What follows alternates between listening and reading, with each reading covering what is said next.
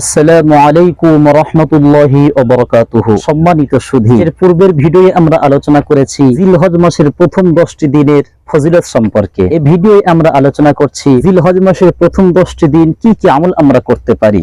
1 নম্বর আমল, হযরত উম্মে সালামা রাদিয়াল্লাহু তাআলা আনহা থেকে বর্ণিত, নবী করিম আলাইহিস সালাতু ওয়াস সালাম বলছেন, মান রাআ মিনকুম হিলাল জিলহিজ্জাহ, তোমাদের মধ্যে যেই ব্যক্তি জিলহজ মাসের চাঁদ দেখবে, ফাআরাদা আন ইউযহি, এবং সে কুরবানি করতে চায়, ফালা তাকরাবান্না শা'রান ওয়ালা যুফরা, সে যেন শরীরের কোনো পশম এবং নাখুন যেন না কাটে। এই হাদিসের কারণে ফুকাহায়ে কেরাম লিখছেন, যেই ব্যক্তি কুরবানি করতে চায় সে জিলহজ মাসের চাঁদ দেখা থেকে নিয়ে শুরু করে কুরবানির পশু জবাই করা পর্যন্ত শরীরের কোনো লোম এবং কোনো পশম কাটবে না।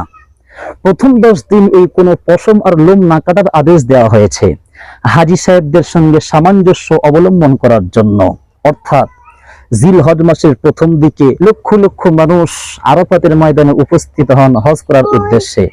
তাদের কিছু জিনিস নিষেধাজ্ঞা থাকে, যেমন তারা সেলাই করা কাপড় পরতে পারবে না, তারা মাথা ঢাকতে পারবে না, কোন রকম সুগন্ধি আতর ব্যবহার করতে পারবে না, তারা কোন রকম নাখুন কাটতে পারবে না, শরীরে কোন রকম পশম কাটতে পারবে না, ইত্যাদি নিষেধাজ্ঞা তাদের জন্য রয়েছে। তবে যারা হজ পাকে গিয়েছে, আল্লাহ পাক রব্বুল আলামিন তাদের উপরে অফুরন্ত রহমত বর্ষিত করেন। যারা হজ পাকে গিয়েছেন তারা তো এই রহমত পেয়ে যাবেন, যারা হজ পাকে গিয়েছে তারা তো সেই রহমত পেয়ে যাবে। কিন্তু যারা হজ পাকে যাওয়ার সৌভাগ্য লাভ করতে পারেনি, তারা কি এই রহমত থেকে বঞ্চিত হয়ে যাবে? না, তারা বঞ্চিত হবে না। এই জন্য করে ওই সমস্ত হাজী সাহেবদের সঙ্গে সামঞ্জস্য রাখার জন্য পৃথিবীর মানুষকে হুকুম দেওয়া হয়েছে, তোমরা এই প্রথম 10টি দিন এই সমস্ত কাজ থেকে তোমরা বিরত থাকবে, যাতে করে হাজী সাহেবদের উপর যেমন রহমত বর্ষণ হবে, সামঞ্জস্য অবলম্বনকারীদের উপরে যেন তেমন রহমত বর্ষণ হয়। এজন্য করে প্রথম 10টি দিন চুল এবং নখ কাটা নিষেধ করা হয়েছে। পূর্বের আমরা যে হাদিস শুনলাম, এই হাদিসের মধ্যে বলা হয়েছে যারা কুরবানি করতে চায় তারা এই আমলটি করবে। কি আমল? যে জিলহজ মাসের চাঁদ দেখার আগে আগে তারা শরীরের হাত পায়ের নখ এবং চুল সমস্ত সবকিছু কেটে সাফ করে দেবে, শরীরের অবাঞ্ছিত লোম তারা পরিষ্কার করে ফেলবে। তারপর কুরবানির পশু জবা করা পর্যন্ত তারা 10টি দিন এই কয়েকটি জায়গায় তারা হাত দেবে না। পশু কুরবানি যখন হয়ে যাবে তারা মন চাইলে আবার এগুলো পরিষ্কার করতে পারবে। এই হাদিসের মধ্যে বলা হয়েছে যারা কুরবানি করতে চায় তাদের জন্য, এবং বিভিন্ন হাদিস এমন রয়েছে তা থেকে পরিষ্কার প্রমাণিত হয় যে যারা কুরবানি করতে চায় না, যাদের উপরে কুরবানি ফরজ হয়নি, তারা ইচ্ছা করলে এই আমলটিও করতে পারে। দলিল বিভিন্ন সাহাবায়ে কেরাম এবং সালফে সালিহিন তাদের দ্বারা প্রমাণিত হয়, তাদের জীবনী থেকে, যে তারা নিজেদের ঘরের ছোট ছোট বাচ্চা কাচ্চা তাদেরকে এই 10টি দিন চুল এবং নখ কাটতে নিষেধ করেছিলেন। তাহলে এটা হলো একটি মুস্তাহাব আমল।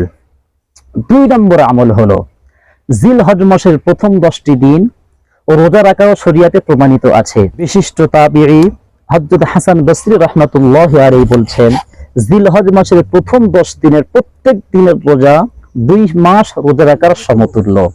তাহলে এই দিন আমরা রোজা রাখতেও পারি। তবে আরাফার দিনে রোজা রাখার ফজিলত আলাদা বিশেষ হাদিসে বর্ণিত হয়েছে, সেগুলো নিয়ে একটি ভিডিও বানাবো ইনশাআল্লাহ। আরো এই 10টি দিন নফল নামাজ, রোজা ছাড়া আরো তাসবিহ, তাহলিল, জিকির, আজগার, দান, সাদকা, যত রকম আমল আপনি করবেন সমস্ত আমলের সওয়াব এই কয়েকটি দিনে, এই 10টি দিনে বেশি দেওয়া হয়। বিশ্বনবী কি আমল করতেন?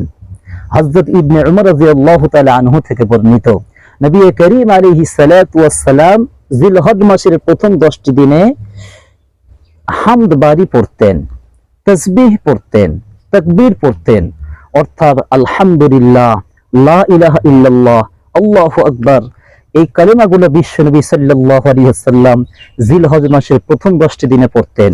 এজন্য করে সম্মানিত সুধী, জিলহজ মাসের প্রথম 10 দিনের কয়েকটি আমল আমরা শুনেছি, আমল করার চেষ্টা করবেন। ভালো থাকবেন, সুস্থ থাকবেন। আসসালামু আলাইকুম ওয়া রাহমাতুল্লাহি ওয়া বারাকাতুহু।